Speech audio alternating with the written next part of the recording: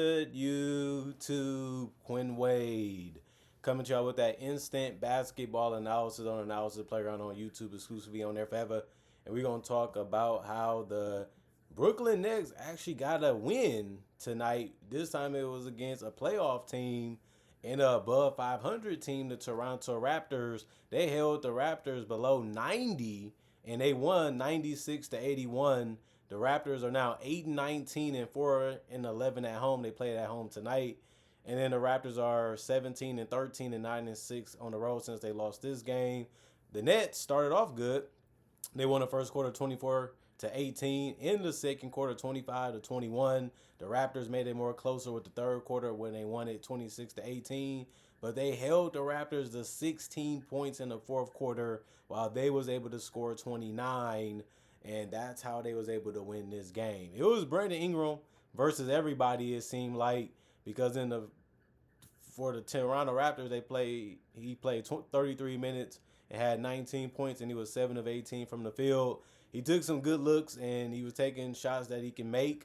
He went 3 of 8 from 3 and 2 of 2 from the free throw line. He had 5 rebounds, 3 assists, 3 turnovers, 2 blocks, and 3 personal fouls in the minus 14 and plus minus. He kept it close. He kept it competitive, but his teammates just couldn't keep it going without him. Scotty Barnes went 3 of 10 from the field. He only had 6 points in 34 minutes. He also went 0 of 3 from the three-point line. Didn't even get to the free throw line. He had the most rebounds in the starting lineup with 6, and he actually had the most rebounds, including the bench, with 6. That just can't happen. He also had 1 assist, 3 turnovers, a steal, and 2 blocks. He did some things defensively, but the offensive load needed to be more. He also had 1 offensive rebound, 2 personal fouls in the minus 22 and plus minus.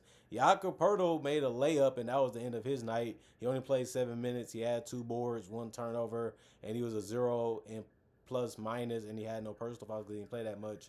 And this one for the reasons we know already. Emmanuel quickly, 32 minutes, 17 points. He was 5 of 16 from the field. He was trying to attack quick. He was trying to take the looks that he can make, and it just didn't work out for him in this one because he went 3 of 10 from 3. And like I said, 5 of 16 from the field is really low when it comes to efficiency. But he didn't score a lot, but he did dish out a lot of assists. He finished with 10. He sped it up. He also was able to find guys early and often, so it ended up working out for him when it comes to that. He also helped out with 5 rebounds. Everybody in the starting lineup for the Raptors ended up getting a rebounder more. And he was actually able to get only 1 turnover and 1 personal foul, and he was a minus 4 and plus minus. Ochai Agbaji, 21 minutes, 7 points, 3 of 6 from the field, 1 of 2 from 3, 1 rebound, 1 turnover, 1 steal, and the rebound was offensive, and he had 4 personal fouls and was a minus 12 and plus minus. He was trying to score. He just didn't take a lot of shots in this one, even though he was efficient. It really didn't help too much because he didn't make any. When it came to a lot of them, he needed to take more shots, is basically what I'm saying. But even then, would that have been enough? Because it's the times when you score him. He didn't have a problem knocking down shots. They just needed more from somebody because they didn't get much off the bench either. The most points off the bench was Jacoby Walter, 23 minutes. He had 9 points. He went 4 or 5 from the field and 1 of 1 from 3. But he only had 3 rebounds, 1 turnover, and 2 steals. One of his rebounds was offensive out of the 3. He had a personal foul and was a minus 8 and plus minus. Sandro, he knocked down the 3 in the free throw, but he finished 1 of 4 from the field, 1 of 3 from the three-point line, and 1 of 2 from the free throw line in 20 minutes. He did grab 5 boards, which is good in that amount of minutes, but he still had 3 turnovers, 3 personal fouls, and he did get 1 steal and 3 offensive rebounds, though, and he was a minus 23 and plus minus. But he usually gives you more, and he didn't do that tonight. Jamison Battle, 12 minutes, 4 points, 2 of 5 from the field, 0 of 2 from 3, 3 rebounds, 1 assist, and 1 offensive rebound, 1 personal foul, and a plus 4 and plus minus. Didn't really have a problem with his night. It's just in 12 minutes is not much you can do. He did enough to where you're happy. But at the end of the day, Colin Morey-Burroughs ended up playing 19 minutes. He ended up having 8 points, and he was 4 of 8 from the field. That was good to see because he also had 5 rebounds and 2 assists and no turnovers and only 1 personal foul. One of his rebounds was also offensive, and then he was a plus 7 and plus minus. You like the efficiency, and you like the fact that he didn't get hooked up by the threes because they didn't really shoot that great from 3.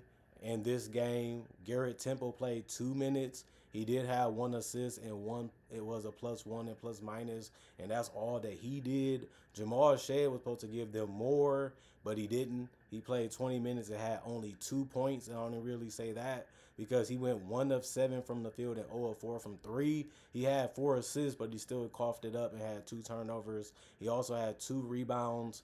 And then he did have 3 personal fouls and was a -11 and plus minus. And even Grady Dick came off the bench. He went 1 of 6 from the field and 1 of 3 from the 3 point line. That was the only shot that he made. So he finished with 3 points in 17 minutes. He had to do more than that, but he didn't. 2 rebounds, 1 assist, 1 steal, 1 block.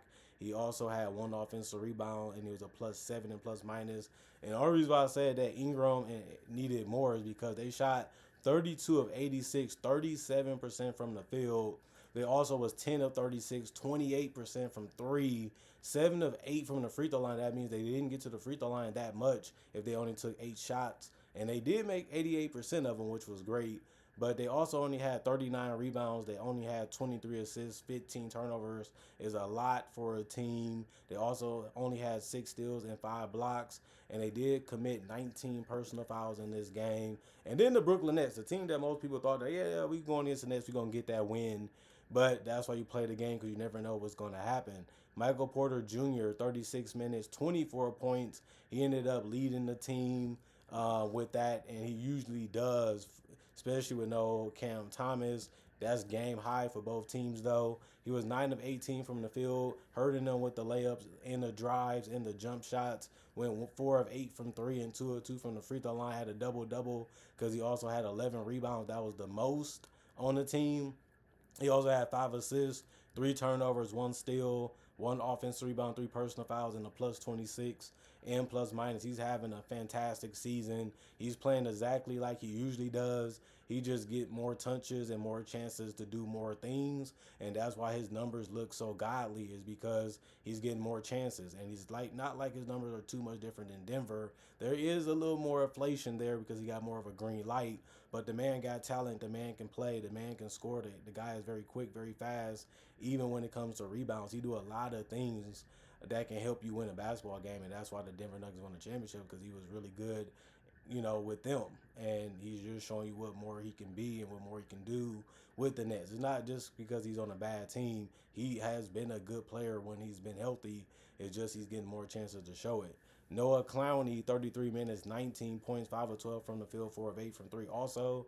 But he went 5 of 8 from the free throw line. He had 9 rebounds, 2 assists, 1 turnover, 3 offensive rebounds, 2 personal fouls, and a +28 and plus minus. He's been really good at shooting. He's been really good at scoring the basketball for them. They need somebody to do it, and he's been stepping up and taking those shots and loving, what he's been able to do with it is all the fans can do. Nick Claxton, he did a good job even in the fourth quarter of just taking his time and trying to score in the paint. He had 12 points and was 6 of 9 from the field, 28 minutes for him. He did have 7 boards, 2 assists, 2 turnovers, 1 offensive rebound, 2 personal fouls, and a +17 and plus minus. Terrence Mann, 26 minutes, 5 points. He was the only starter to not get in double figures.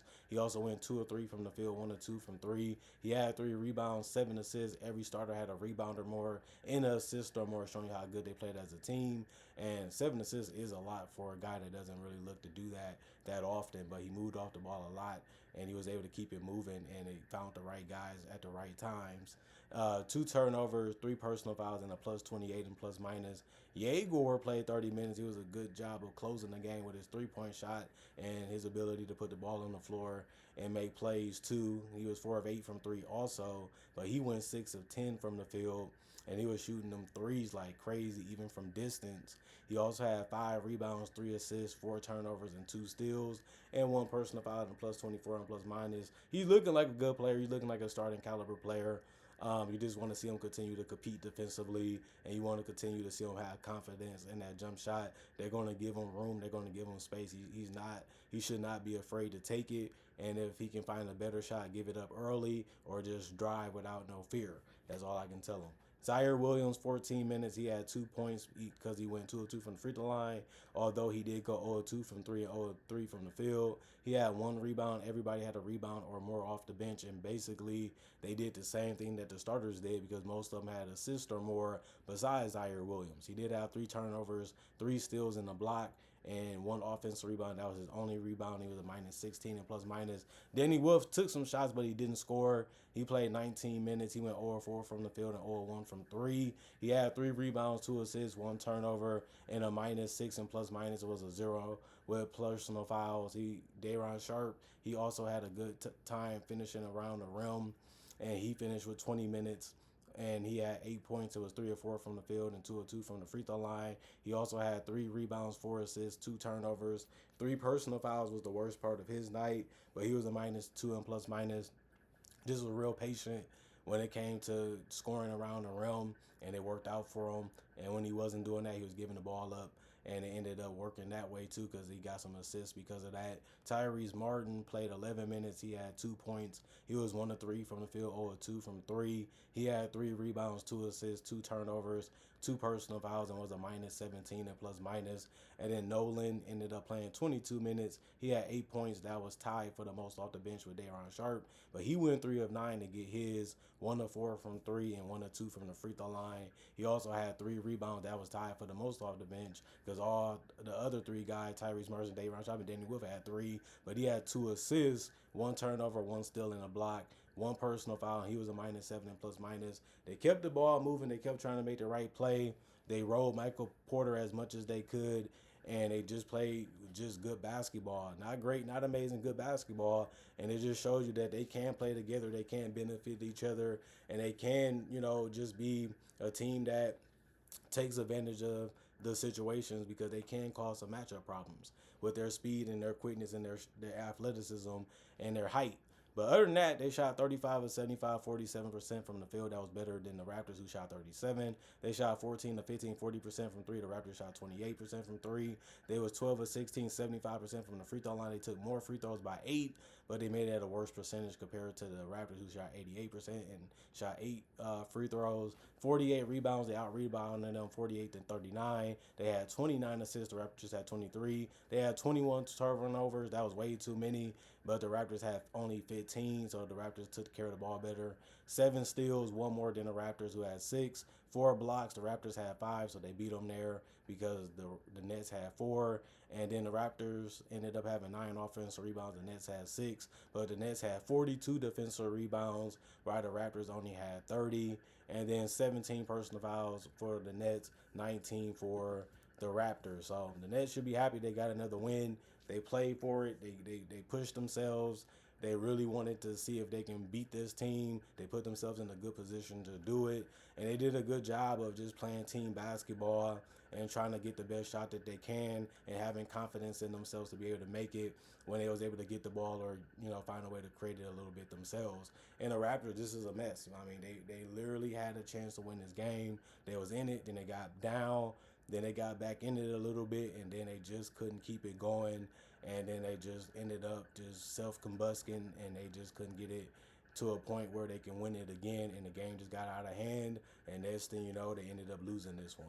Comment, like, subscribe, share, hit the notification bell to get the analysis when it first come out. Also do conversation videos just like this, but about other topics too when it comes to basketball, NBA content. Also do breakdowns of real footage of legends, current legends, rookies, and also future stars. Also do mock draft and draft coverage too. Not only that, also got over 4,000 videos already on my channel that you can watch right now, and it's all for free. And on top of that, I also try to upload videos every single day throughout the day to give y'all something to watch and look forward to when it comes to basketball NBA content. Not only that, thanks for watching, thanks for checking out the channel, thanks for enjoying the content for what it is and appreciating it. Thank y'all for the love, the support over the years now, and hopefully in the future, and thanks for the past. Other than that, y'all stay blessed up, y'all stay good peace, and I'll see y'all hopefully later today with more analysis.